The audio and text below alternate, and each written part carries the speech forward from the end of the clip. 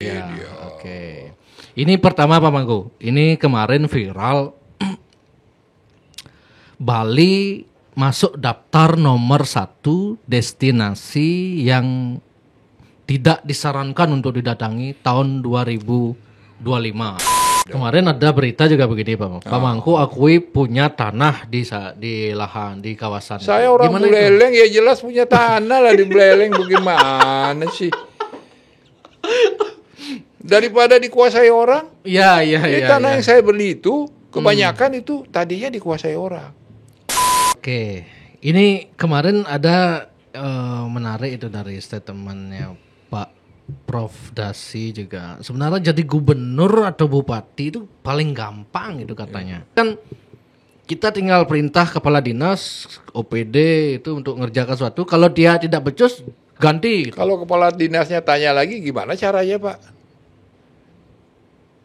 Kepala Kita dinas perintahkan apa misalnya? minta gini. Ya ayo. Caranya Dia tanya lagi gimana, sama Pak? kita kan? Tanya caranya gimana Pak? Caranya gimana Pak? Oh kalau gubernurnya nggak tahu. Itu pasti soalnya bocor.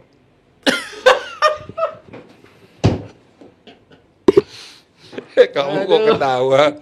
Iya, Pak Mangku bilang pentingnya satu jalur ini kalau enggak program Prabowo kan dijegal di Bali itu. Bener? Bisa jadi. Bisa jadi itu. Orang airport aja dijegal.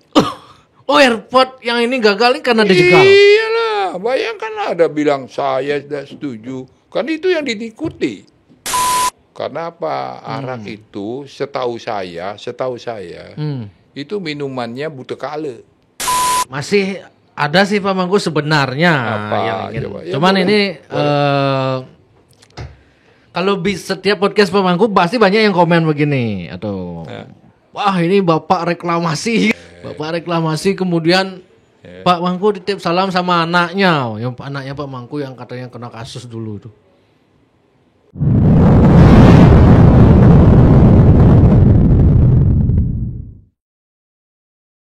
Om Swastiastu. Om Swastiastu Erwin. Ini Apa kabar? Last minute Pak Mangku. Wah, ini saya persilakan Pak Mangku closing statement nih sekarang ini. Biar karena saya harapkan sih saya nggak selesai sampai di sini. Win. Oh iya, masih banyak yang perlu Pak Mangku infokan ke masyarakat dan one time kan mungkin bisa diundang lagi. Betul. Entah cerita apalah. Ya, siap. Barangkali kalau masih laku. Pastilah. Kalau sama Pak Mangku pasti tidak selesai lah. Ya, supaya Erwin tahu saya bukan siapa-siapa sekarang. Hanya mantan gitu. Ini masih boleh nggak? Nanti akan tayang di masa tenang ini. Menurut saya boleh. Saya bukan tim pemenangan. Oke. Saya bukan juru kampanye. Bukan kok. Saya bukan siapa-siapa sekarang. Jadi ya luntang lantung lah. Siap. Lebih pentingan Erwin itu ngurus podcast. Saya kalau diundang siapa aja ya datang. Kalau saya ada waktu. Oke. Ya. Siap Pak Mangku. Disuruh ngomong ya ngomong. Ya. Disuruh datang cuma minum kopi. Apa Siap. aja. Ini karena ada beberapa hal yang mungkin bisa kita diskusikan sekarang Pak Mangku. Ini Tiang sebenarnya nggak pernah bosan ngobrol sama Pak Mangku karena Pak Mangku mantan gubernur Bali masalahnya kan. Jadi 10 tahun loh. Jadi Tapi itu udah berakhir tahun 2018. Oh benar. Sekarang tahun 2024 udah 6 tahun yang lalu. Iya setidaknya tahulah kondisi di birokrasi dan di lapangan. Ya, mungkin juga sudah berubah. Mungkin banyak ya. Oke. Ini pertama Pak Mangku. Ini kemarin viral Bali masuk daftar nomor 1 destinasi yang tidak disarankan untuk didatangi tahun 2025. Itu versi siapa tuh? Ada majalah kalau nggak salah ya. Oh iya, dari Amerika kayaknya. Ya, Amerika. ya. Nah ini menurut Pak Mangku karena isu yang digoreng di sana itu Ada berapa destinasi itu? 15. 15. Ya. Bali pertama. Ya. Karena over Kenapa tourism, katanya? terus sampah tidak terus. Nah itu menurut Pak Mangku gimana itu Pak Mangku? Ya, itu kan penilaian orang ya. Memang pariwisata itu masalah image ya, masalah apa namanya, persepsi orang terhadap suatu tempat untuk dia datang ya. Kalau ada persepsi seperti itu, mungkin juga benar, mungkin juga tidak benar. Ya, mari kita introspeksi yang disampaikan oleh mereka. Apa betul kita over tourism? Apa betul sampah tidak ditangani? Apa betul kita macet? Apa betul kita rawan kriminal? Nah, kan itu antara lain. Jadi orang merasa tidak aman dan tidak nyaman. Nah, itu persoalannya kan. Memang pariwisata itu yang pertama adalah keamanan, kenyamanan. Ya kan, keindahan, terus ada kenangan dan sebagainya. Itu kan ada sabta pesona namanya, itu dari dulu sudah dirumuskan seperti itu. Ya, mari kita introspeksi apa betul begitu. Ya memang sih untuk tempat tertentu menurut saya memang sudah over tourism.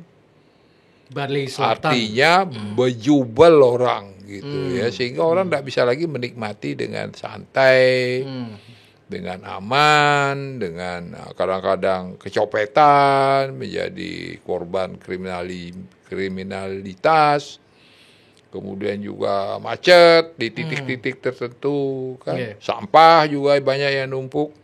Saya kira ini memang PR besar bagi para pemimpin kita, baik yang sekarang maupun yang akan datang gitu. Tapi sebenarnya ada solusi, saya yakin tidak ada, bukan. Solusi misalnya kalau over tourism di suatu daerah masih mungkin nggak digeser objek-objek pariwisata sehingga orang bisa bergeser ke tempat lain. Kalau masih mungkin geser dong. Tapi kemarin pelan-pelan menurut Prof Dasi Astawa, oh tidak benar, itu keliru dong kalau menggeser. Membagi maksudnya, bukan menggeser. Membagi. Dibagi, sehingga objek wisata itu bukan cuma di sini, bukan cuma di Bali Selatan, bukan cuma Badung, Denpasar, Gianyar, bukan cuma itu. Bisa nggak misalnya juga ada di Tabanan, di Buleleng, di Jembrane, di Karangasem, di Bangli. Bisa nggak? Mestinya bisa gitu, karena budaya kita hampir sama kok. Ya, kalau daya tarik pariwisata Bali itu adalah budaya Bali, hampir sama kok budaya kita, baik di utara, di selatan, di timur, di barat, hampir sama. Asal diberi ruang untuk itu, dikembangkan dong di situ. Caranya memang infrastrukturnya harus dibangun. Ya, jalan menuju ke situ harus bagus. Airport kalau mungkin bisa dibuat di utara seperti rencana sekarang ini. Sehingga dengan demikian terurailah kemacetan, masalah-masalah sampah, masalah-masalah kriminalitas. Bukan kita mau bagi-bagi kriminalitas, tapi lebih gampang kontrolnya. Mengendalikannya lebih gampang. Tapi permasalahannya selama ini kenapa selalu tidak bisa itu isu pemerataan? Kan dari dulu itu udah pemerataan itu. Apa menyebabkan itu ya kira-kira? Ya saya kira ada masalah-masalah kompleks persoalannya ya. Political will. Political will itu. Itu yang pertama. Kalau ada keinginan politik kita untuk itu pasti bisa. Pasti bisa. Tapi kan karakter pariwisata di Bali Selatan, Karangasem, Tabanan, Buleleng itu berbeda Pak Mangku. Gimana caranya itu nanti? Ya kan masing-masing punya keistimewaan masing-masing. Tiap daerah, tapi pada umumnya kita sama kok. Pada umumnya ya, sama. Di mana-mana ada orang Aben. Di mana-mana ada pura. Kalau itu daya tarik. Di mana-mana kesenian berkembang. Pantainya kan beda-beda. Pantainya juga bagus-bagus asal diurus. Beda kan, pantai Pasir Putih, Pasir Hitam, ada yang kelihatan sunsetnya kan. Ada yang suka hitam juga. Oh, ada yang memang suka hitam. Untuk berjemur itu. Iya, banyak. Tidak semuanya suka pantai yang putih, pasir putih, banyak juga. Ada yang lautnya suka yang gelombang besar untuk surfing. Oh, Ada iya, yang ingin gelombangnya ombaknya kecil. tergantung kepentingan mereka ya. Untuk diving, snorkeling. Banyak kalau pariwisata maritim itu macam-macam isinya. Gitu loh. Jadi tidak mesti harus ada gelombang besar, enggak juga. Ada yang suka yang ombaknya kecil. Ada yang tenang maunya. Ada. Ya. Jadi tidak.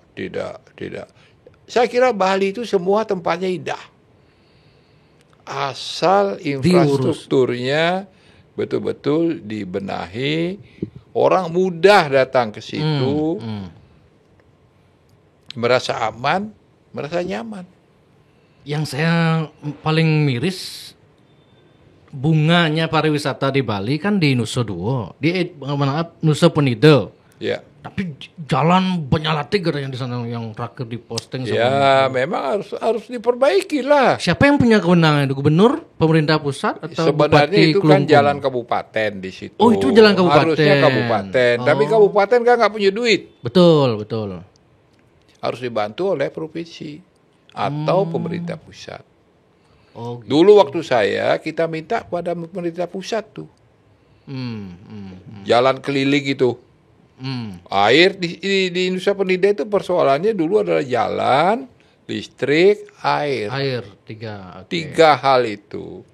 Nah, zaman saya, maaf itu semua saya penuhi, saya coba. Jalannya jadi bagus, makanya kan jadi berkembang cepat.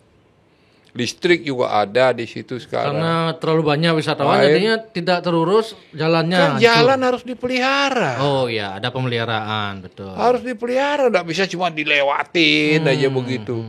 Itu dalam berapa setahun, 2 tahun aja sudah mulai bolong-bolong, itu belum air, belum hujan, belum apa. Beban, mungkin juga truk lewat pada jalannya yang nggak kuat dan sebagainya, belum sekuat itu. Ya harus dipelihara lah. Untuk pelihara perlu duit. Dan perlu keinginan untuk itu. Ya. Gitu. Itu pelabuhan yang penyeberangan itu katanya diklaim oleh Pak Koster itu. Benar itu proyek pusat itu kan bukannya itu ya? Dibangun zaman beliau. Zaman Koster Giri. Ya, Zaman Koster. Ya, perencanaannya sih sudah lama. Saya lupa tahun berapa saya bersama Pak Gede Wirate dan Bupati waktu itu Suwirte. 2017 kalau nggak salah, saya rapat di atas Bounty Cruise. Oh, di atas kapal. Di atas Bounty kapal, itu. Saya undang ada 14 atau 15 kementerian hadir waktu itu. Para seniornya, ada sekjennya, semua hadir. Waktu itu kita rapat di kapal, keliling-keliling, sambil saya tunjukkan kepada mereka. Ini loh. Satu objek yang bisa kita kembangkan untuk pengembangan pariwisata Bali ke depan, yaitu Nusa Penida itu, dengan Nusa Lembongan, Nusa Ceningan. Benar. Kita keliling-keliling sambil ditunjukin di sini yang orang berlabuh tapi nggak ada dermaga. Terus juga kan kita berangkatnya dari Benoa waktu itu, Benoa sini. Iya. Benuanya Bounty. Oh, sebelum di Sanur ya? Iya, kita dari Benoa, tapi kita tunjukkan bahwa orang kalau ke Sanur naik boat itu mesti mesti lewat air loh. Ya, basah kakinya, kadang-kadang celananya basah. Turun juga begitu. Okay. Nah, ini perlu pelabuhan. Itulah pelabuhan Segitiga Emas itu. Mereka sepakat, disetujui, ada studi, kemudian dianggarkan. Ya pas saya sudah selesai karena itu kan tahun 2017. Ya kebetulan memang rezekinya Pak Koster ya dibangun pas beliau menjabat, dibangun gitu. Okay. Ya jadilah itu kan, ya boleh aja mungkin. Bagi saya nggak ada masalah. Nggak ada masalah ya. Yang penting barang itu jadi gitu. Mau baik. Tapi yang kesel itu Pak Gede Wirate karena diakui itu. Jadi beliau kirim videonya ke saya. Pak gimana ini? Ya saya bilang nggak apa-apa. Yang penting jadi. Yang penting gitu. Jadi dan sekarang siapa kan kayak mengklaim gitu ya? Aduh, udah usah apa. Jadi semua itu saya mesti kasih tahu filsafat sedikit ya. perubahan itu harus dimulai oleh orang-orang yang berani. Berani dan ikhlas. Iya, kemudian dilanjutkan oleh orang-orang pinter dan diselesaikan orang-orang yang ikhlas. Oke. Kalau semua ngotot-ngototan saya Ya gitu. percuma. Untuk apa sih ini nak saya itu? Saya nih Ya, lah gitu. saya. Ada lagi tadi Pak Mangku yang di debat diperebutkan shortcut itu Pak Wah, Mangku. sama Itu juga gimana? itu, sama juga. Itu sama begitu. juga kasusnya Sama, begitu. ya. Mana mungkin hari ini saya usulkan Eh. sebulan lagi jalan. Kata Pak Baso sekarang Pak Koster menjabat lagi 2 bulan udah groundbreaking gitu. Kan tidak mungkin. Nggak mungkin begitu. Ini kan APBN. Minimal setahun sebelumnya atau 2 tahun sebelumnya. Oh. Kan ada studi seperti shortcut, titik-titik yang menentukan titik-titik yang di shortcut itu siapa? Karena harus ada studi mengenai traffic engineering, masalah liku-likunya jalan itu bagaimana, di titik mana mau dibuat untuk bisa shortcut. Yang harus di shortcut itu yang mana? Kan harus ada studi dulu. Betul.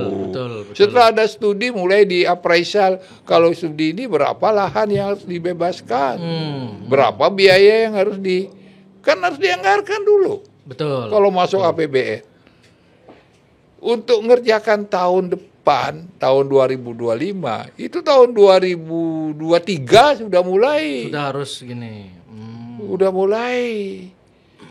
Ya itu kan prosesnya panjang, harus masuk ke Musrenbang namanya, diusulkan, dikaji lagi, studi lagi, anggarkan lagi, ya panjang jalannya. Itu dah makanya saya Tapi ya sudahlah kembali, nggak masalah. kadang-kadang saya ketawa aja kamu. Ini Pak Koster mengklaim, Pak Agus mengklaim. Ya boleh-boleh itu aja. saling didebatkan. Saya nih yang Kalau membangun. Pak Agus tuh ada benernya. Ada benarnya. Karena begini, itu kan yang dari Bedugul ke Singaraja itu nomor berapa mulai kalau nggak salah 7, 8, 9 gitu titiknya itu. Sebenarnya harusnya mulainya dari Mengui. Oh harusnya dari Ya Mengui. ada 1, 2, 3 lewat Baturiti itu. Karena apa? Yang pariwisata ini kan dari Denpasar, dari Badung yang menuju ke Bedugul. Ada danau di situ. Berarti itu tidak boleh macet gitu loh. Oh, oke. Itu dulu yang harus Itu digarap. harusnya Nanti- dulu. Iya. Cuman karena lobbynya Pak Agus. Nah, Pak Agus kan kebetulan mungkin bisa bicara dengan Bu Mega Oh ya, beliau bilang begitu di waktu sini. itu. Bu Mega. Ya, Bu oke, Mega oke. memerintahkan Bagi menteri. saya tidak ada masalah mau yang mana saja. Berarti intinya sebenarnya semua berperan, Pak Mangku berperan dalam perencanaan, Pak Permohonan Agus, ya. pertama. Hmm. Itu tahu nggak ceritanya? Jadi waktu itu berapa kali Pak Yusuf Kala Wapres itu mau main golf di Bali Handara itu di Bedugul. Oh, oke. Beliau naik mobil dari sini. Dari Denpasar? Iya. Oh. Mau ke situ, mau nginep di Kebun Raya. Kan ada guest house di situ, Ya, di dalam. ya, ya. Beliau nginep situ, main golfnya di Bali Handara. Bali Handara Bedugul. Kan macet dan Macet. belok-belok. Oh gitu iya, kan. benar-benar. Oh, beliau pikir Komplain. apa nggak bisa ini dibuat lebih cepat gitu. Ya. Ya, panggillah saya waktu itu. Ya bisa Pak, tapi ini kan arus lalu lintas banyak dan kelokannya terlalu banyak. Oh, kalau gitu bikin shortcut. Panggillah Menteri Perhubungan sama Menteri PUPR. Oh. Coba buat rencana ini. Ya, mulai kita bicara lebih intens. Saya bilang kesempatan ini untuk kita ngomong itu. Oke. Ya, sudah itu habis main golf, saya bawa lagi beliau ke sekolah Bali Mandara. Kan belok-belok lagi tuh Oh iya. turunnya itu. Oh iya, iya. Pusing juga beliau. Makin. Iya, Ya itu kadang-kadang Tuhan menolong kita. Kebetulan beliau mau main golf di situ. Dan kok beliau berkenan saya ajak ke sekolah itu. Bali Mandara. Ya beliau tertarik karena ini sekolah khusus Pak untuk orang miskin. Dan anak-anak ini ternyata hebat setelah kita masukin asrama dan dididik secara khusus. Beliau tertarik, bagus kalau gitu. Bahkan beliau tadinya mau Bahkan tanya sama saya, boleh nggak anak-anak dari provinsi lain masuk sini? Kalau perintah Bapak boleh, tapi sementara ini saya bilang harus KTP Bali orang tuanya. Karena kami mau menolong anak-anak ini. Gitu. Oh iya, kalau begitu bikin aja di tempat-tempat lain yang sama.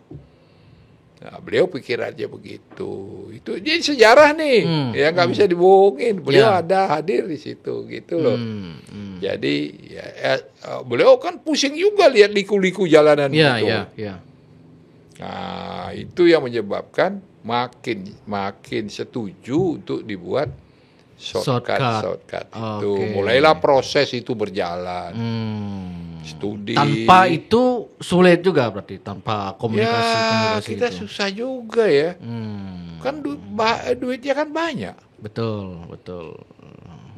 Dan pemerintah kan mengutamakan daerah-daerah yang jauh-jauh. Gitu. Kita dianggapnya udah mampu gitu. Oke, Bali cukup lah gitu. Ya, itu masa minta terus itu ini itu. Tapi kita bilang ini kan demi Indonesia. Yang datang berwisata ke Bali bukan cuma orang Bali, bukan cuma orang Indonesia. Benar. Juga untuk orang luar negeri. Gitu. Jadi ini yang sekarang yang belum dikerjakan, itu yang baru yang di pinggir danau saja itu.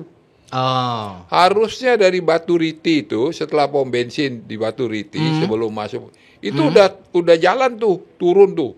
Oh, harusnya nanti udah jalan. Akan ada itu sampai ke melewati hutan itu. Oh, tembusnya ya di pinggir danau itu. Itu perencanaan yang lalu seperti itu. Mudah-mudahan itu jadi.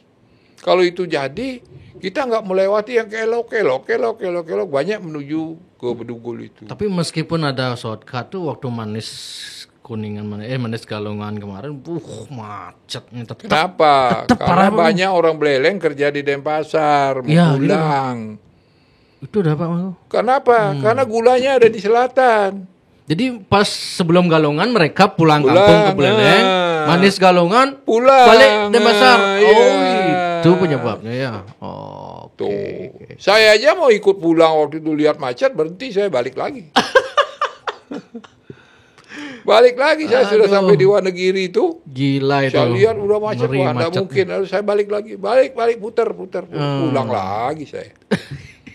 Besoknya baru pulang gitu. Itu juga sebabnya kenapa di utara itu harus ada bandara. Saya waktu itu sampai ninggalin mobil loh di Bedugul di Wonogiri Pak Mangku. Tak tinggal mobilnya, saya pulang naik motor, saya suruh mertua saya jemput. Jadi Erwin itu korban juga. Tinggalin mobil sana. Itu kamu korban urbanisasi.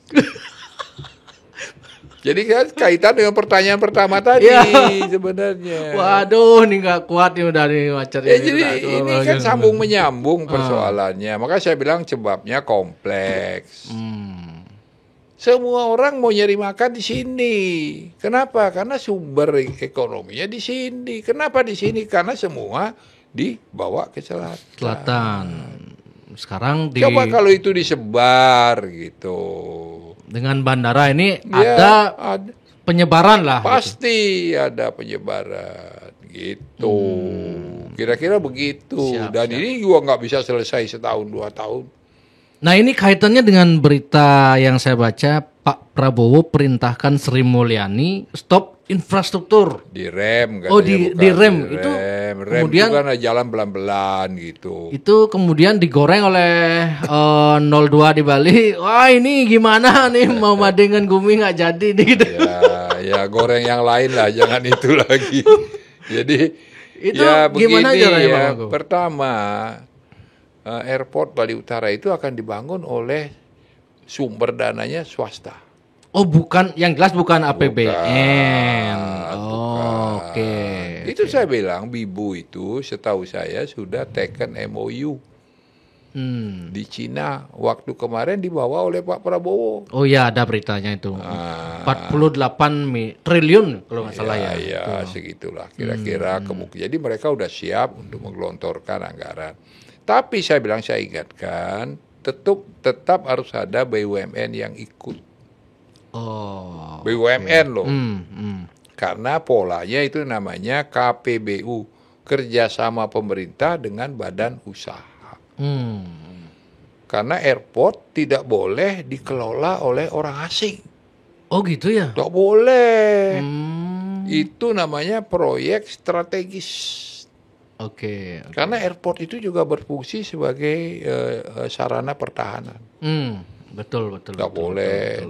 Kita tetap yang mengoperasionalkan. Oleh karena itu Angkasa Pura harus ikut. Oh ya. Itu harus kita ingatkan. Tidak boleh. Airport di negara kita belum ada nih sekarang.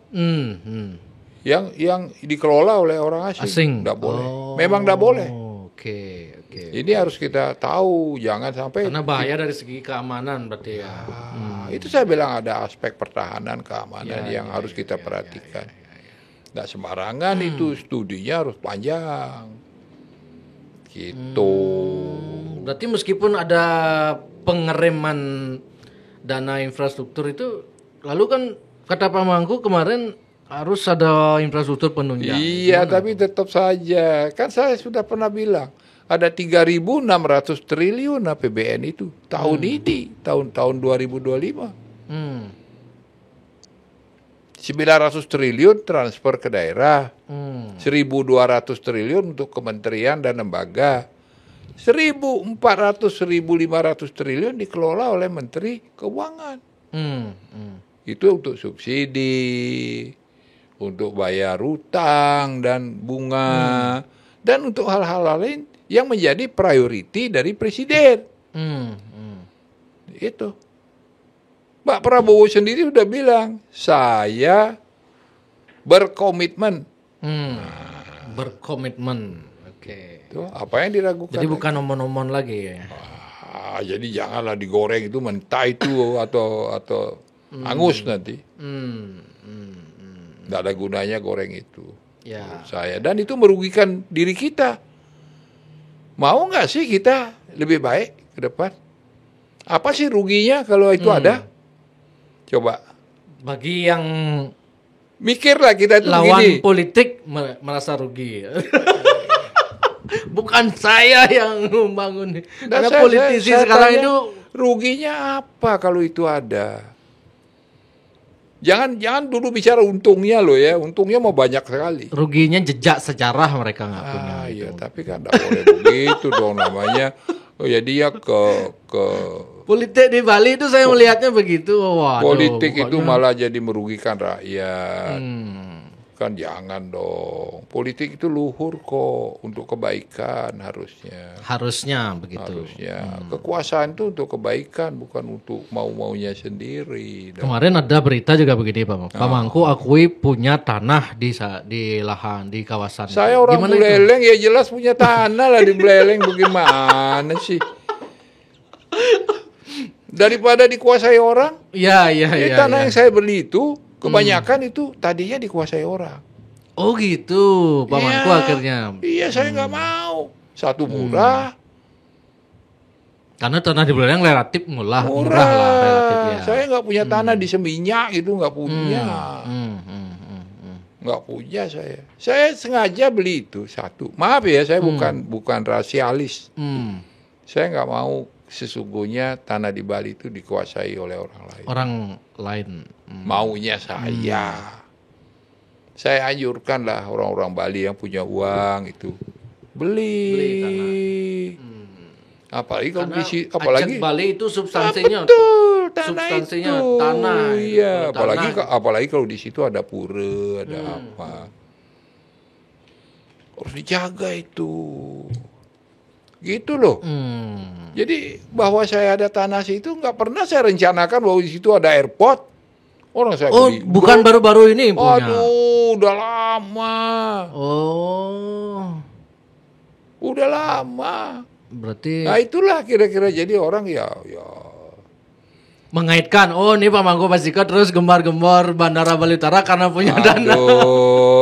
Hidup saya sekarang udah cukup. Oke, saya tahu lah. Saya tahu makannya apa sih. Paling sate babi 15.000.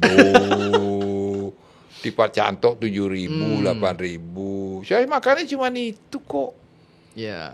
Apa saya? Jadi kalau orang ini mau nyari apa? Ada lagi yang nanya kan, yang ngapain sih Pak Mangku nih sibuk-sibuk ngurusi begini? Oh, saya nggak nyari apa-apa. Hmm. Menurut Erwin saya nyari apa coba? Apa? Nyari jabatan? Enggak. Nyari pangkat? Enggak, udah habis. Itu dah karena ada berita itu sehingga digoreng lah Pak Mangku. Iya, Oh ini kepentingan Pak Mangku biar tanahnya. Iya, namanya orang goreng menggoreng. Aduh. Berarti intinya Pak Mangku tidak tujuannya mendorong Bandara Bali Utara ini bukan makanya karena itu tanah ada itu. studi dulu. Sejak kita masukkan dalam RT RWP 2009 bahwa ada bandara di Bali Utara. Karena kita prediksi bahwa Ngurah Rai ini akan stuck, istilahnya stuck itu STUCK. Oke. Macet, Hmm. berhenti. Kenapa begitu? Nah, sekarang contohnya over tourism. Itu terjadi. Karena Bandara Ngurah Rai itu nggak bisa diperluas lagi, nggak bisa bangun runway satu lagi, nggak bisa. Ya cuma satu itu. Kadang-kadang pesawat bisa muter-muter setengah jam di atas. Ya benar. Itu bayangkan ruginya pesawat itu, afturnya habis. Rugi dia. Nanti bisa jadi mahal tiketnya. Ya. Begitu kita turun penumpang, tok, nggak bisa keluar lagi, macet. Coba. Ya kalau seperti kita pulang ke rumah, kalau turis tengah malam lagi, kebayang nggak sih pesawat dari luar negeri isinya sekali berapa 300-400 orang, plak, macet. Saya sering lihat mereka itu sampai lesehan duduk di bawah antri. Tuh. Belum lagi kalau ada VVIP, kalau ada event yang penting kenegaraan di Bali kan presiden datang atau wapres, perdana menteri banyak dari negara-negara lain. Itu kan setengah jam sebelum mendarat dan setengah jam setelah dia terbang kan harus kosong. Oh ya, steril ya. Ya. Berapa banyak yang di-delay. Oke, kemarin kan waktu gunung meletus Belum itu. lagi kalau itu terjadi Lewotobi, padahal itu di Flores. Ya, wih gila itu. Nggak bisa masuk. 91 penerbangan ditunda. Benar. Berapa penumpang, berapa duit yang harusnya masuk. Ya. Kalau ada satu lagi kan bisa mendarat sana, mana tahu di situ nggak ada abu. Nggak ada abu kan? Ayo. Jadi, sekarang ruginya apa gitu loh saya tanya. Kok getol banget. Menurut saya ini karena rugi untung ini masalah politik aja Pak Mangko. Kalau perlu untung perlu memang menurut saya perlu iya, ya gitu. Ya tapi janganlah.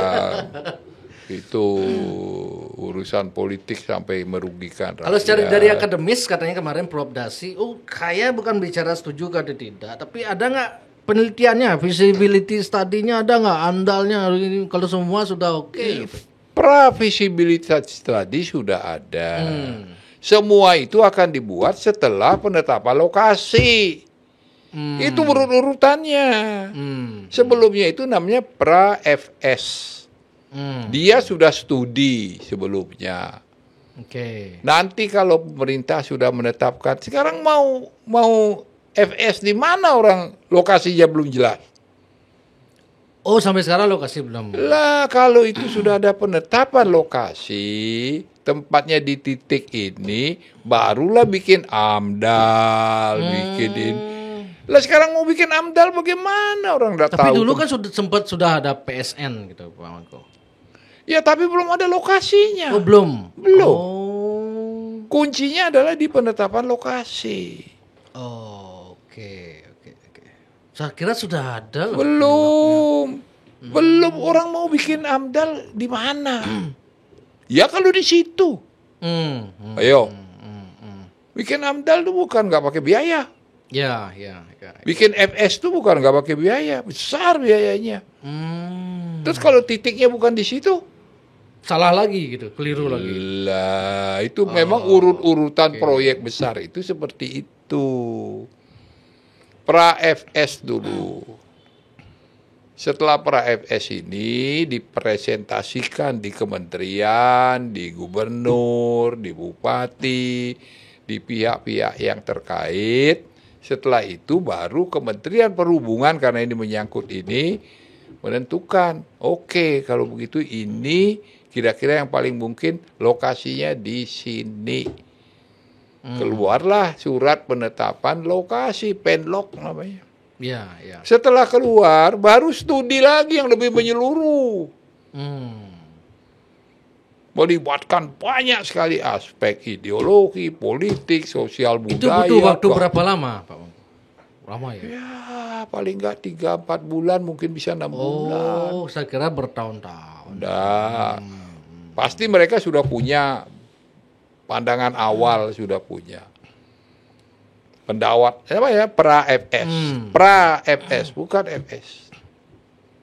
Itu, setelah Berarti, itu, semua AMDAL segala macam, barulah dipresentasikan lagi. Rakyat sudah setuju, semua bisa diatasi. AMDAL itu analisa mengenai dampak lingkungan. Setelah kemungkinan apa bisa diceritakan, solusinya ini nanti akan terjadi begini, ini solusinya begini. Paparkan lagi, presentasikan lagi, baru ada perintah pelaksanaan. Kalau setuju, semua juga harus ditanya aspek pembiayaannya bagaimana, segala macam. Gimana sih? Ya. Soalnya dulu kan 5 tahun lalu Pak Koster juga pakai kampanye ini 2024 Bandara Buleleng jadi itu. Kemudian Bu Mega kemudian mau statement Ya. jangan begini gitu, gimana.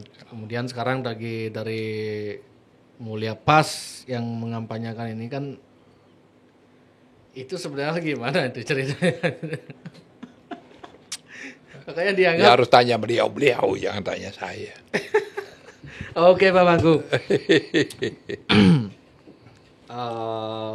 Intinya Bandara Bali Utara ini komitmennya Presiden Prabowo gitulah ya. Ya. Tapi misalnya kalau sampai ini di 5 tahun tidak ada apa, itu kan kemudian kembali lagi ini hanya sebatas isu jadinya gitu Pak. Apa? Misalnya dalam 5 tahun ini belum adanya pembangunan itu Bandara Bali Utara ini. Terus? Gimana nanti gitu? Oh, itu masih lama lah. Masih Tapi lama. begini ya, kalau presiden sudah komitmen, berapa kali beliau pidato, kita setuju, rakyat mendukung, yang mau membiayai sudah ada, tempat mereka sudah ancar-ancar ada, sudah melalui studi awal bahwa dari segi teknologi penerbangan itu memungkinkan di situ. Ayo, apa alasannya? Berarti intinya akan mengapung, bandara mengapung. Ya, rencananya begitu kalau Rencananya dari PT begitu. Bibu itu. Ya, sampai terakhir itu ada 2 perusahaan yang menawarkan. Satu PT Bibu itu, zaman saya loh ya. Satu lagi PT Pembari namanya. PT Pembari itu akan menggunakan lahan milik Desa Adat Kubu Tambahan yang di atas itu. Yang satu lagi maunya di laut karena dia tidak mau mengganggu situs-situs yang ada, tidak mau mengganggu kampung atau desa itu. Jadi maunya bikinnya di laut. Seperti itu. Nanti tergantung Menteri Perhubungan. Ya. Mana yang menurut beliau lebih visible gitu. Karena masalah status tanah juga nggak jelas gitu loh. Siap Pak Mangku. Itu tergantung aja. Oke, ini kemarin ada menarik itu dari statementnya Pak Prof Dasi juga. Sebenarnya jadi gubernur atau bupati itu paling gampang itu katanya. Karena tinggal merintah ke OPD Saya gitu. sarankan beliau ikut kontes jadi gubernur gitu loh. Berarti tidak Kan segampang yang hebat. segampang yang berbicara. Beliau Bang. orang pinter kok. Iya pintar. Orang pinter dan berpengaruh juga. Katanya duitnya nggak ada katanya Pak Mangku. Sari intelek saya ada, jaringan politik saya ada, duit saya nggak ada gitu, finansial gitu katanya. Saya orangnya pengagum beliau. Oke. Orangnya pinter. Ya. Tapi menurut pengalaman Pak Mangku, apakah segampang itu Pak Mangku? Teorinya kan kita tinggal perintah kepala dinas, OPD itu untuk ngerjakan sesuatu. Kalau dia tidak becus, ganti. Kalau kepala dinasnya tanya lagi, gimana caranya Pak? Kepala Kita dinas perintahkan apa misalnya? minta begini. Ya, ayo. Dia Caranya tanya gimana, lagi Pak? sama kita kan? Tanya caranya gimana, Pak? Caranya gimana Pak? Oh, kalau gubernurnya nggak paham.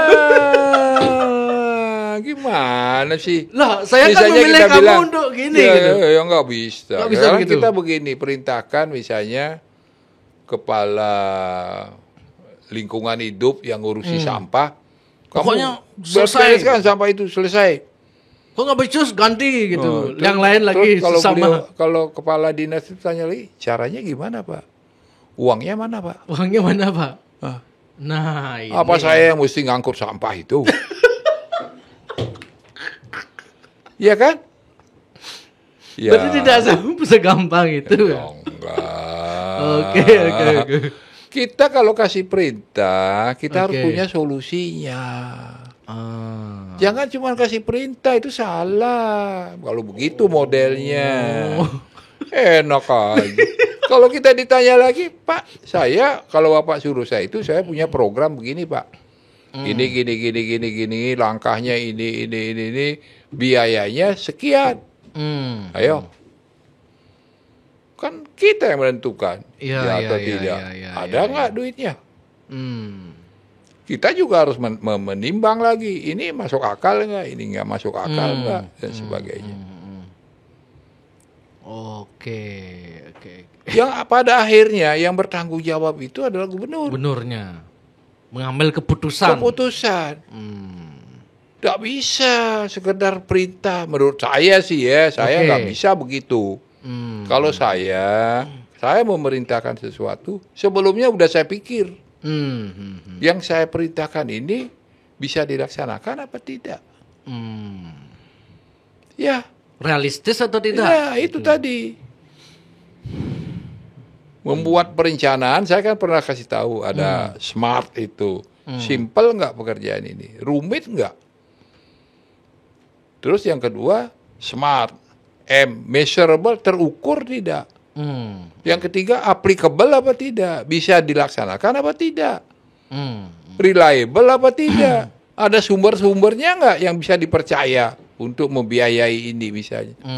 Terus timely, apakah pada waktunya sekarang? Udah waktunya dikerjakan apa tidak? Kapan selesainya? Harus begitu. Karena istilahnya ada, ya kalau di militer itu ada commander's wish. Keinginan komandan itu apa? Saya ingin sampah beres. Gak cukup saya perintahkan, Erwin, kamu kepala dinas ini, kamu beresin itu. Kalau Segitu nggak aja. beres, Kalau saya nggak pecat. beres, saya pecat kamu. Oh, Terus dia balik lagi, saya bikin rencana dulu, Pak. oke. Ya dong. Iya. Ini bukan pekerjaan cuman nyapu sebentar terus buang sampah, bukan. Kalau 1.500 ton sampah sehari, sehari Ya. yang masuk ke Suwung itu 1.500 ton. Tuh, gimana ngurusnya tuh? Terus Erwin kasih, ini Pak, jumlah sampah yang masuk sehari sekian. Terus sampahnya terdiri dari sampah ini. Itu. Terus saya punya rencana, harus begini. Duitnya perlu duit sekian. Wah, perlu tenaga ini, dan perlu anggaran sekian. Mohon petunjuk, Bapak. Wah, di sanalah kebijakan dari gubernur gitu ya. Iya. Iyalah, Daerah. itu perintah gubernur begitu. Ya. Iya atau tidak? Kalau iya bagaimana duitnya? Dari mana ambil duitnya? Panggil dulu lagi bagian Bapeda. Bagian keuangan punya duit nggak kita? Terus panggil lagi yang ahli-ahli yang lain. Ini kira-kira rapatkan dulu. Ini visible nggak ini rencana ini? Ayo pendapat dari Bapak bagaimana? Baru nanti cek duitnya ada nggak? Duitnya nggak ada. Terus mau dipecat. Nah, Iya, jadi bukan Prof begitu. Dasi menganalogikan seperti di keluarga yang mencari pembantu katanya. Oh, kalau you nggak becus membersihkan ini pecat. Ya kalau di konteksnya begitu ya gampang pecat. Yang itu pemerintah itu kan bukan cuma seperti itu. Bayangkanlah ada 12.000 pegawai. Hmm. Ada lebih dari 6 triliun anggaran. Ada kewenangan-kewenangan yang dibatasi oleh undang-undang. Ada undang-undang itu semua. Makanya saya katakan harus ada norma, memenuhi standar, memenuhi prosedur, dan memenuhi kriteria. Semua birokrat tahu itu, namanya NSPK. Oke. Harus memenuhi norma itu, payung hukumnya ada nggak? Dalam lingkup kewenangan kita apa tidak? Jangan asal kerja. Salah lagi nanti. Kita kan diperiksa BPK, ada BPKP. Nggak bisa. Asal jadi pokoknya begini. Nggak salah itu, nggak boleh. Nggak ada istilah pokoknya kalau ngurus negara itu. Oke. Ya, itu. Berarti jadi menurut Pak Mangku seorang pemimpin harusnya pintar atau cukup pintar tapi punya rel atau gimana itu? Gini, saya kadang-kadang kita harus membedakan ada pemimpin apa gubernur atau bupati. Gubernur. Nah, seorang gubernur dan pemimpin beda. ya, seorang gubernur itu satu, dia sebagai pemimpin, sebagai leader, memberi arah, jadi panutan, jadi guru, jadi teman, jadi pelindung dari rakyat seluruh Bali dan pegawai di provinsi dan kabupaten. Mencakup itu sebagai gubernur. Tapi dia juga adalah seorang manajer. Jadi leader and manager. Ya, kalau kita cuma jadikan satu, pemimpin namanya. Ya, Tapi dia kalau dalam bahasa Inggris gampang dibedakan. Dia leader tadi sebagai panutan, guru, teman, tempat bersandar, tempat berlindung. Itulah seorang leader. Dia memberi arah seperti Astobrato itu. Ya, sebagai bintang, matahari, bulan, bumi, dan seterusnya. Satu lagi dia sebagai manajer. Manajer itu mengelola sumber daya. How to manage the resources. Harus punya kemampuan manajemen atau manajerial yang baik. Karena dia kenapa? Dia mengelola kekuasaan. Dia punya kewenangan oleh undang-undang yang memberikan dia kewenangan. Yang kedua, dia mengelola sumber daya manusia. 12.000 pegawai. Hampir semuanya sarjana. Ada yang S1, S2, ada yang S3. Semuanya sarjana ini. Hampir semuanya, mungkin 99% sarjana. Oke. Terus yang ketiga, dia mengelola duit. Duit APBD itu luar biasa. Tadi antara 6 sampai 7 triliun setahun. Nggak sedikit itu. Ya. Ya kan? Terus yang keempat, dia mengelola aset. Aset. Ini perlu manajerial, kemampuan manajerial yang bagus. Oleh karena itulah dia dibantu oleh kepala-kepala dinas, kepala badan, staf ahli. Karena tidak mungkin dia mikirin sendiri. Dia juga dibantu oleh Wagub. Ada sekda. Gitu. Ya bahwa dia harus pintar, minimal dia cerdas. Cerdas dan mau belajar. Mau bertanya, mau belajar, mau berkomunikasi dengan orang. Nggak mungkin dia bisa hafal semua peraturan perundang-undangan itu dalam sekejap. Nggak mungkin. Jadi kalau ada orang menjawab pertanyaan dengan lancar, dengan pasal-pasal, itu pasti soalnya bocor.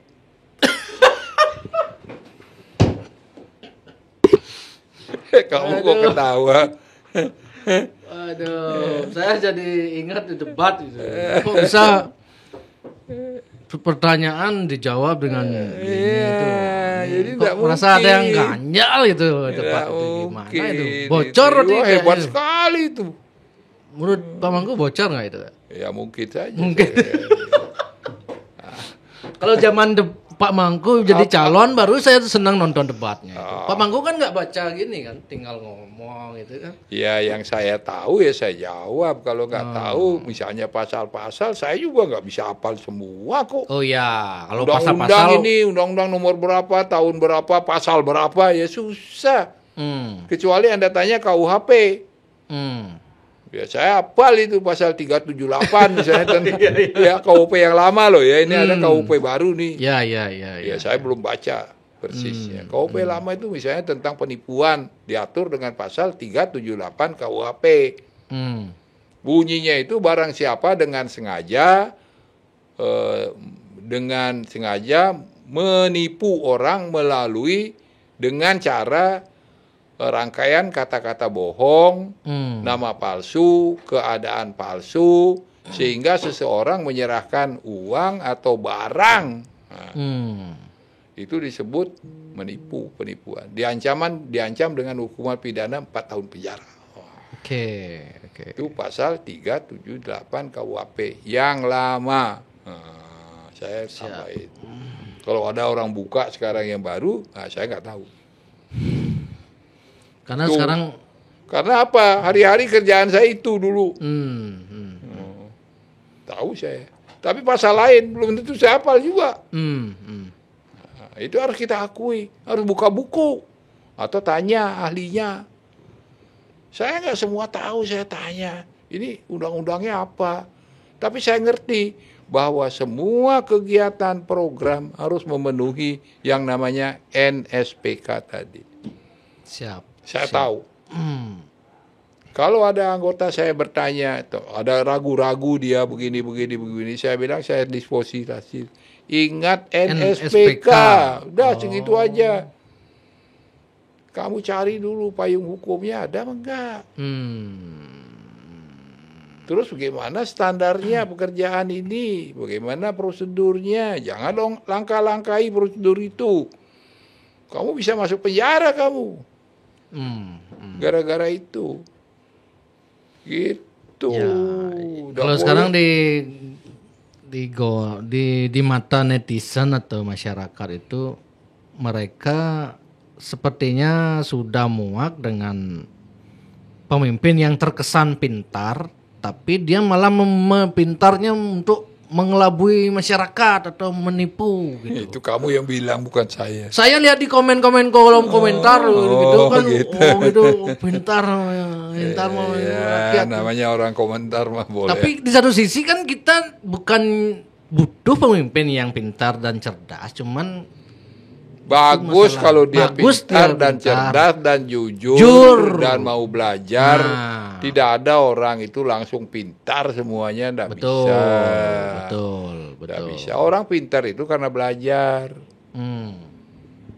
Itu kalau nggak belajar nggak bisa. Meskipun dia tidak pintar tapi mau belajar. Mau belajar ya akan pintar dia. Oke. Iya, yang penting mau belajar, mau bertanya kepada orang yang lebih tahu. Itu ada filsafat bahwa semua orang itu adalah guru kita. Jangan bilang orang goblok, bodoh. Nggak boleh, nggak ada orang goblok, bodoh itu hanya dia belum baca aja sebenarnya. Oke, siap. Ini lagi Pak Mangku menarik. Karena Pak Mangku pernah di BNN dulu kan. Jadi kepala BNN. Ini dibalik kan sering ada pengungkapan narkoba, penggerebekan pabrik narkoba ini. Ini ya itu juga masalah besar ya. Karena ada supply and demand. Jadi hukum pasar. Oh iya, hukum pasar. Karena ada demand-nya, ada permintaannya banyak sehingga orang membuat barang yang bisa mensuplai itu. Jadi di BNN itu berlaku ada azas namanya preemptif, preventif, kuratif dan rehabilitasi.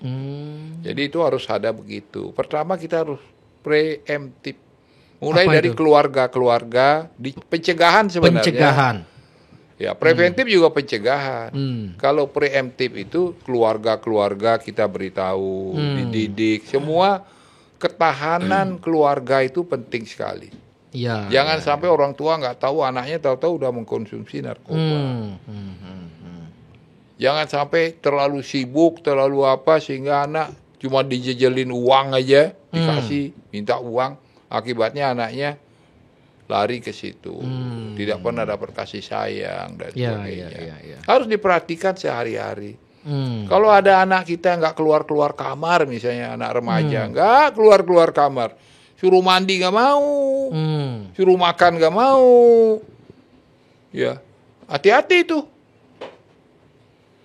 hati-hati itu. Ya dulu. Ya atau tiba-tiba malam-malam dia rajin, dia cuci mobil, bersihin gudang, apa segala macam, juga hati-hati.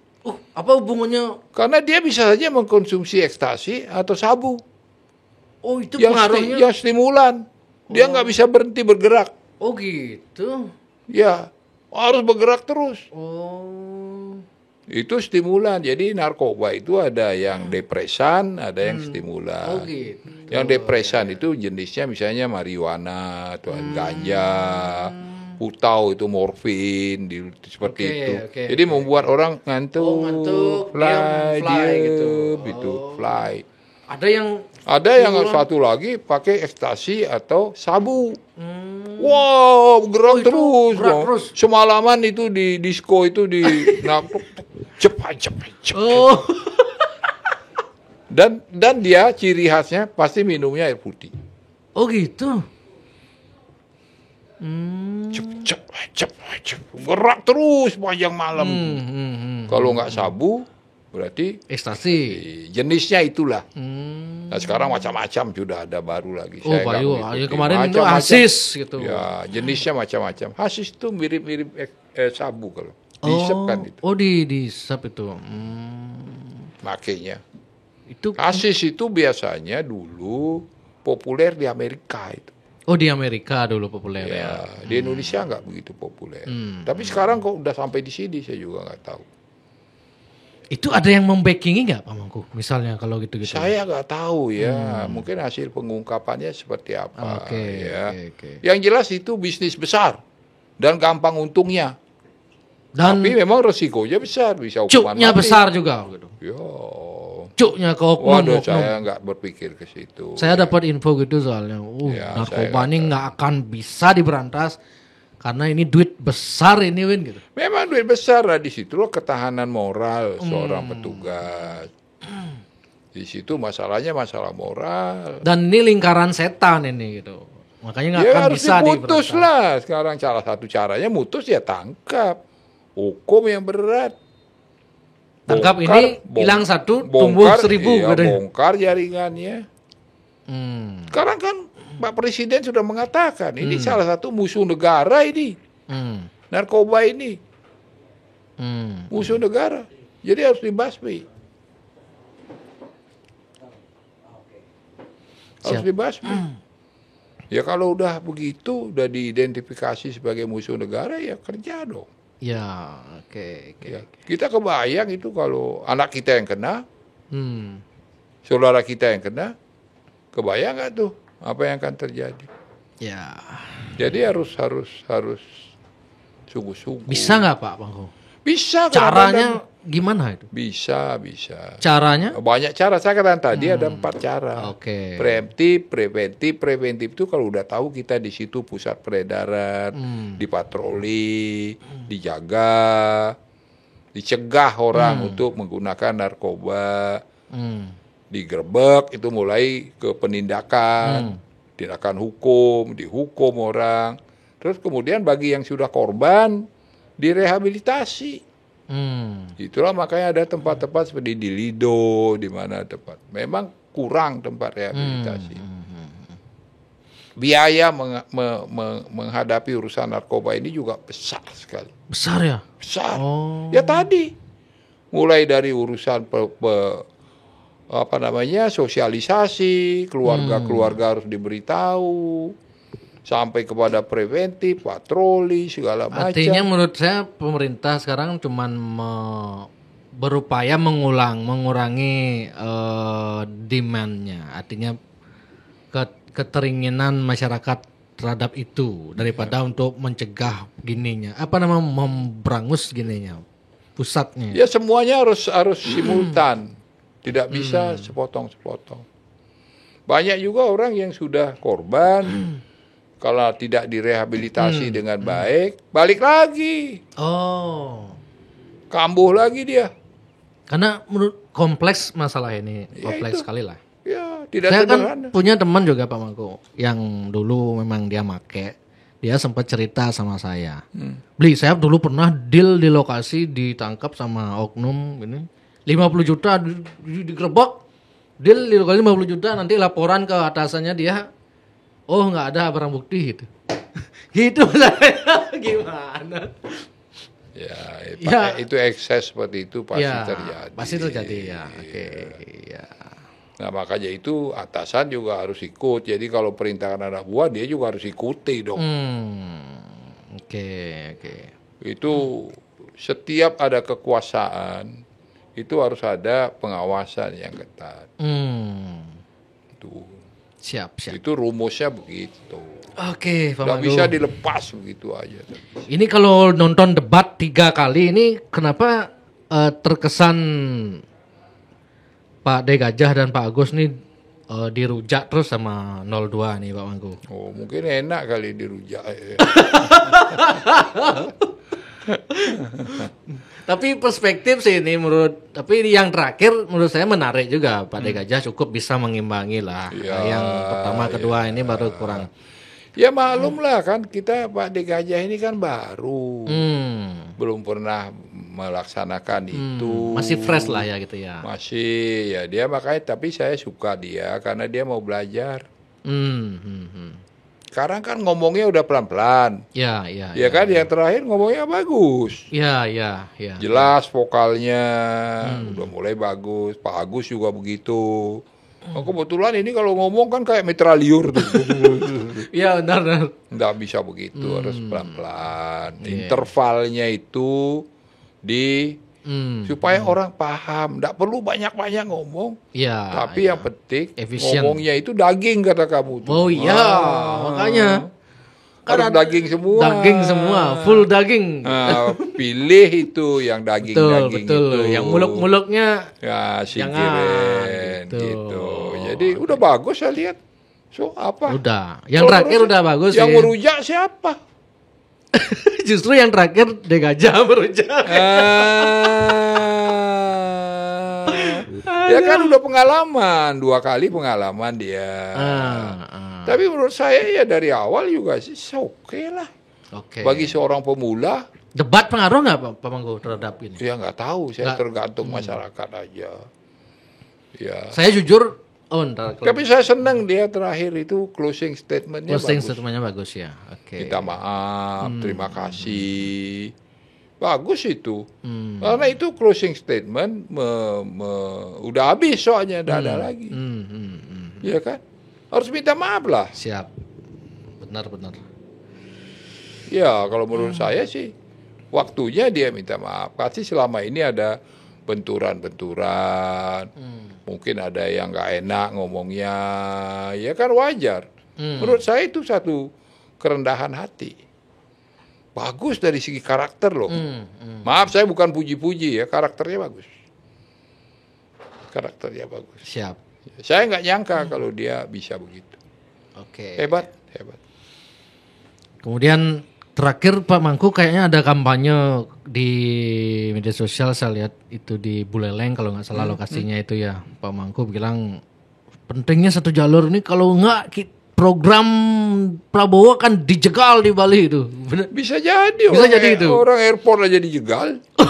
Oh, airport yang ini gagal ini karena dijegal. Iyalah, bayangkan ada bilang saya tidak setuju. Kan itu yang diikuti. Oh. Terus yang kedua masalah sepak bola itu. Sepak bola itu murni perintah pusat. Oh, saya perintah. nggak tahu siapa yang perintah, tapi itu kan dia pasti ada perintah. Ya, Nggak mungkin. Ya. Nah, bayangkanlah 2 hari lagi mau diundi di Bali, ya kan? Orang sudah banyak yang datang ke Bali, udah sewa hotel, udah apa segala macam. Itu dia. Tiket udah dibeli dari seluruh dunia loh.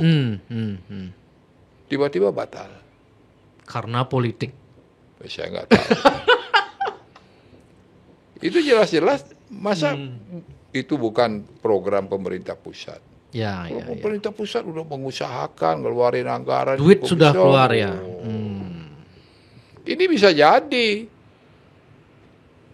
Karena kalau seperti programnya pusat makan siang bergizi gratis, Nggih. itu kan dilaksanakan di daerah. Iya kan? Kalau itu bisanya dihambat, kan program pemerintah pusat yang bagus itu, bagus kan itu. Ya. Bisa gagal kan? Kalau mau menggagalkan Prabowo Gibran, antara lain bikin begitu. Yo. Kan Siap. ini kan program bagus. Itu yang saya khawatir terjadi. Ini airport bisa gagal juga lagi. Kalau bukan Ya kalau digerakkan misalnya menentang terus habis-habisan. Iya kan? Apalagi coba. waktu Pak Alit Kelakan di sini podcast itu beliau bilang, "Woi, kami di balik Banteng kuat dan kami tetap dengan ideologi Bung Karno, Marhaen, Wong Cilik," gitu Pak Mangku. Ya, tapi selama 5 tahun ada nggak program untuk wong cilik? Menurut mereka ada gitu Pak. Mana? Menurut Pak Mangku gimana? Ya tunjukkan saya, ada nggak? Wong cilik itu kan persoalannya kan miskin. Ya. Rumahnya nggak punya, pekerjaan nggak jelas, sekolahnya asal-asalan. Kalau dia sakit pusing. Oke. Kan itu program wong cilik. Apa sih? Program wong cilik itu dia perlu pekerjaan yang bagus, yang layak, yang bisa menghasilkan pendapatan yang cukup buat hidup dia. Tuh. Yang kedua, dia itu juga kalau sakit ada berobat gratis segala macam. Apa yang terjadi? Selama 5 tahun itu dana KIS Kartu Indonesia Sehat untuk Buleleng yang saya tahu. Ini keterangan Pak Agus. Dari biasanya dapat 40 miliar setahun, hanya dikasih 18. Oh. Itu mestinya dari provinsi. Hanya 18. Sedangkan Buleleng nggak mampu mau nambah lagi. Akibatnya apa? Banyak orang miskin begitu mau berobat, BPJS-nya mati. Karena nggak dibayar. Oh. Itu contoh ya. Jadi dia pusing kan kalau dia sakit. Urusan orang miskin apa sih? Ya miskin, nggak punya harta, nggak punya apa. Dia anaknya nggak bisa sekolah yang benar, mau neruskan juga nggak mungkin. Ya dia berhenti di situ. Kalau sakit juga udah makin miskin lagi. Ini kan yang harus ditolong. Kalau menurut saya, ya rumahnya kita bangunkan, buatkan si mantri atau gerbang sadu, dia punya modal untuk kerja kecil-kecilan, ya kan, anak-anak miskin kita ambil, kita sekolahkan. Nggak bisa juga kita, miskin kamu sekolah aja di sekolah reguler, nanti kita kasih beasiswa. Nggak bisa. Nggak bisa mengangkat dia, karena dia sekolah di tengah-tengah orang yang mampu. Bersaing dia orang yang punya laptop, yang punya HP, yang gizinya cukup. Dia minder dia. Jadi harus dikumpulkan mereka itu, dikasih fasilitas, kasih guru yang bagus, kasih makan yang bagus. Bagus dia, buktinya hebat-hebat. Itu.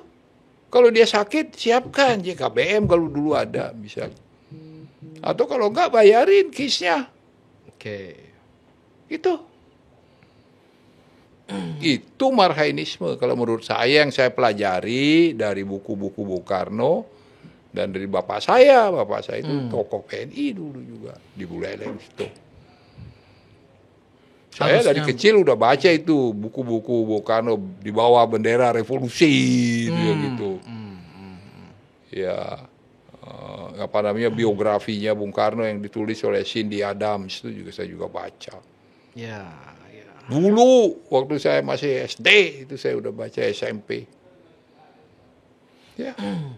Bukunya bapak saya buka-buka. Saya senang baca emang dari kecil. Dan masuk ke darah daging saya itu. Itulah yang saya kerjakan. Program Bali Mandara 100% adalah program Wong Cilik.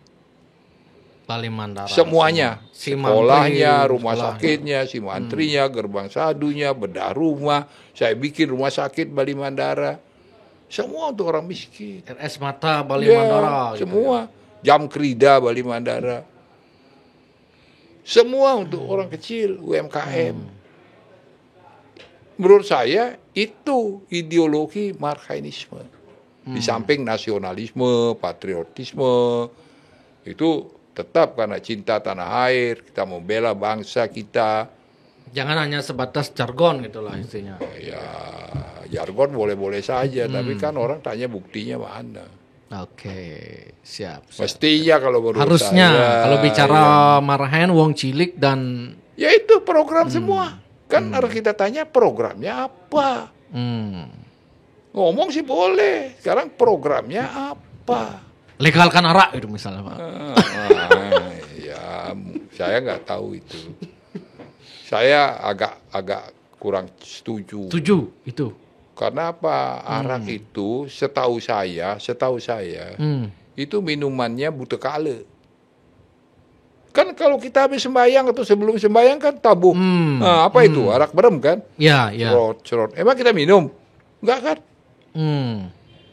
Kalau menurut saya. Tapi kalau seloki kan sehat katanya Pak. Iya, tapi kalau sebotol mabuk. ya, siapa yang bisa nahan cuman minum sloki? Oh iya, masalahnya bisa nggak pemerintah cuman sesloki aja Iya, masyarakatnya nggak gitu. bisa. Itu buktinya banyak sekali masalah-masalah kriminalitas terjadi. Tapi menurut Pak Koster kan bukan itu poinnya, katanya untuk mengangkat kearifan lokal. Ya, bagus. Dari sana bagus gitu. Bagus. Tapi sekarang di warung-warung itu satu botol begini cuma 15.000, 20.000. Arak gula jadinya. Ya, itu nggak yang saya tahu sayangkan. Saya pernah investigasi loh di lapangan. Iya, saya nggak tahu itu kan. Pak Erwin, semenjak programnya ini semua beralih bikin arak gula, arak aslinya pada tutup semua gitu. Jadinya arak gula pasir yang berkembang, Ya, bukan arak. Saya kan nggak sampai ke situ. Jadi Saya telusuri di lapangan kan gitu. Itu ekses Waduh. namanya, ekses. Tapi yang saya prihatin sekarang dijual di warung-warung. Entah itu arak gula, entah itu arak asli, saya nggak tahu. Dan murah. Jadi sehingga terjangkau oleh masyarakat, anak-anak muda terutama. Semakin banyak yang mabuk. Itu. Orang saya bilang ini adalah minumannya buta kala. Buktinya kalau kita tabuh itu cerot. Tapi kan ada minuman lain juga banyak dijual Ya di Bali. silakan aja, tapi kan mahal. Oh, maksudnya oke. Mahal. Tapi kan itu tujuan Pak Koster katanya untuk biar dijual mahal gitu. Ya, Tapi malah banyak yang jual. bagus, masalahnya di warung-warung itu banyak dan murah. Oke. Bisa nggak sekarang dikontrol itu?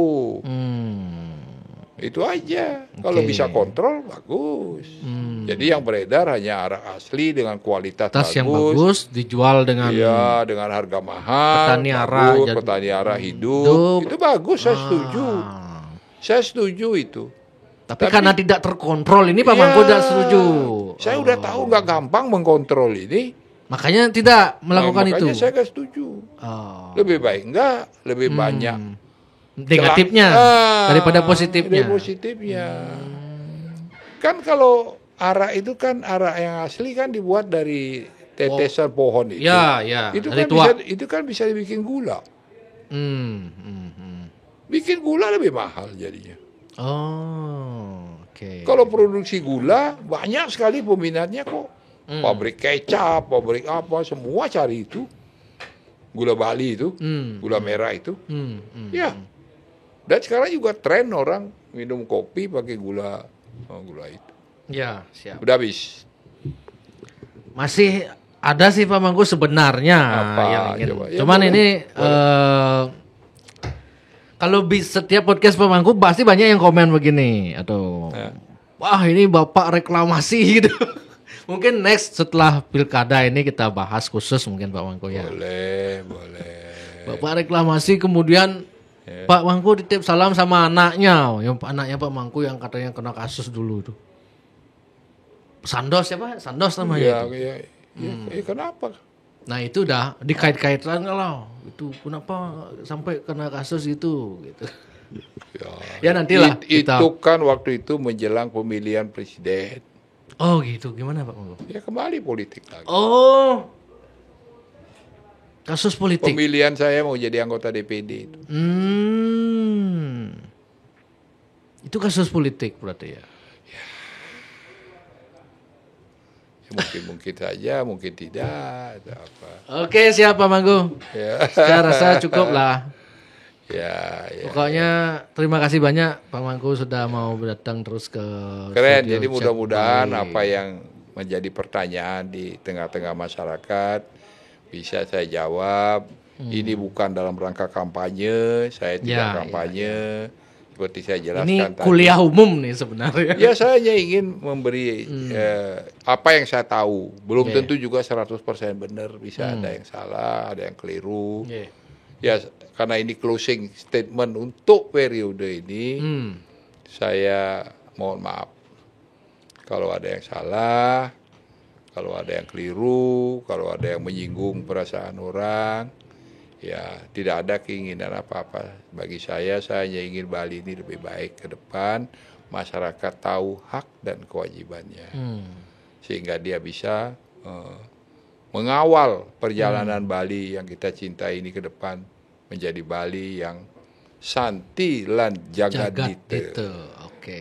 Gemah ripah roh Gemah jinawi. ripah roh jinawi. Murah kang sarwa tinuku. Subur makmur kang sarwa tinandur gitu. Artinya begitu ya. Murah, sandang pangan, tapi juga kita bertanam, bercocok tanam jadi subur. Ya, dan tanggal 27 November dipersilakan masyarakat Bali. Itu berarti kampanye Oh, tadi kampanye dibilang. ya. Siapa Manggu? Oke. Ya, Kita tutup.